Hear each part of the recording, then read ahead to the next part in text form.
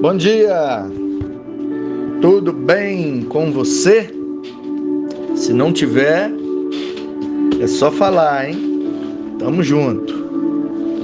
O devocional de hoje está em Lucas, capítulo 7, versículo 13. Diz assim: Vendo-a, o Senhor se compadeceu dela e lhe disse: Não chores. Todos nós conhecemos essa história, chamada pelos editores da Bíblia de A Ressurreição do Filho da Viúva de Naim. Algumas pessoas até confundem, acham que Naim é o nome do marido dela. Ela é viúva de Naim, do seu Naim, né? Só que não. Naim é o nome do lugar onde ela morava, tá bom? Que significa consolo, algo nesse sentido, principalmente no sentido de consolo. E pode ser transliterado como Naim, como Naum, que é o nome de um profeta, por exemplo. E a gente sabe que aquela viúva estava a caminho do cemitério para enterrar o seu único filho. E o texto deixa bem claro que era uma viúva e que era o único filho. Isso significa que se ela era viúva, ela perdeu sua fonte de sustento, porque naquele tempo as mulheres não trabalhavam, viviam do trabalho e do resultado do trabalho do marido. Quando faltava o marido, geralmente um filho, homem que trabalhava, assumia sua mãe, sendo viúva, para sustentá-la até o fim de sua vida, quando ela não era recebida por outro em casamento, como resgatador. Isso às vezes também poderia acontecer, como aconteceu no caso de Ruth. Portanto, quando o texto diz que ela era viúva e estava com o defunto do seu único filho levando para o cemitério, significa ela perdeu todo o seu sustento. Tudo que dava condição dela viver, ela perdeu. Ela perdeu tudo. E agora ela teria que virar mendiga ou prostituta para sobreviver. Infelizmente, naquele tempo, era assim. Agora você imagina o desespero dessa mulher, que perdeu o marido e que perdeu o seu único filho. Não havia quadro mais desolador. Essa mulher caminhava para enterrar não apenas o seu filho, mas também a sua única esperança. O seu futuro estava marcado pelo infortúnio. Suas lágrimas eram seu único alimento e a desesperança sua única expectativa. A caravana da morte engrossou o cortejo fúnebre quando Jesus entrou na cidade com a caravana da vida. Vendo Jesus aquela mulher, disse-lhe: Não chores. Mas como não chorar diante da morte? Como não chorar diante de uma perda tão radical? Como não chorar diante de uma dor tão cruel?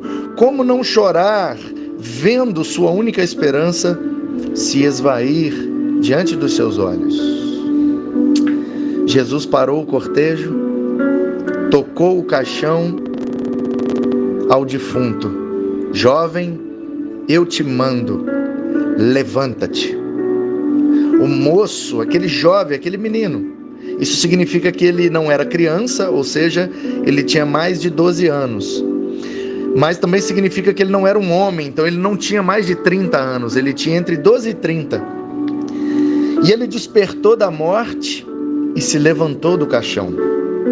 E o choro imediatamente foi estancado dos olhos daquela viúva.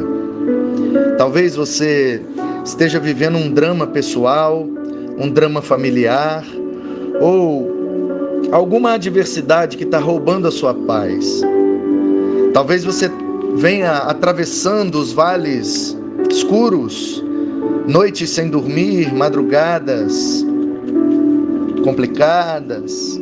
Talvez você geme de dor e de agonia, com alguma angústia dentro do seu peito. Talvez suas lágrimas tenham sido seu único alimento e o seu futuro pareça sombrio, porque você perdeu algo muito importante para você, talvez uma fonte de sustento, talvez algo que te dava alegria, foi embora da sua vida e ficaram as lágrimas. Mas eu quero te dizer que Jesus é poderoso para consolar sua alma e enxugar suas lágrimas. Ele é poderoso para acender uma centelha de esperança no fundo escuro de sua alma e iluminar o seu ser por completo. Ele pode reverter a sua situação, acalmar as circunstâncias e aquietar o seu coração. Quando a caravana da morte encontra a caravana da vida, quando o que é morto encontra aquele que gera vida, quando a morte encontra com o dono da vida, ela é obrigada a bater em retirada, porque nada pode resistir ao poder vivificador de Jesus.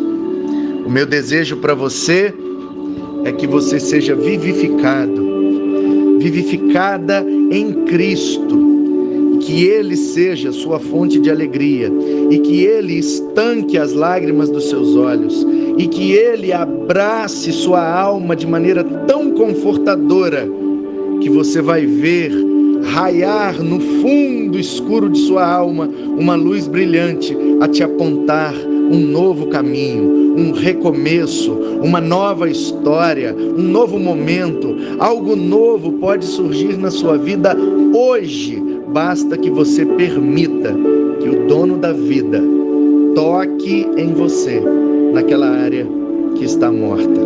Não importa o que seja, não importa quanto seja, não importa em que medida seja a sua dor. Jesus tem poder de tocar e gerar vida. E eu desejo que Ele te toque poderosamente nesse dia de hoje. Que você tenha uma excelente sexta-feira, um ótimo final de semana. Que Deus te abençoe muitíssimo, em nome de Jesus, para a glória de Deus. Amém.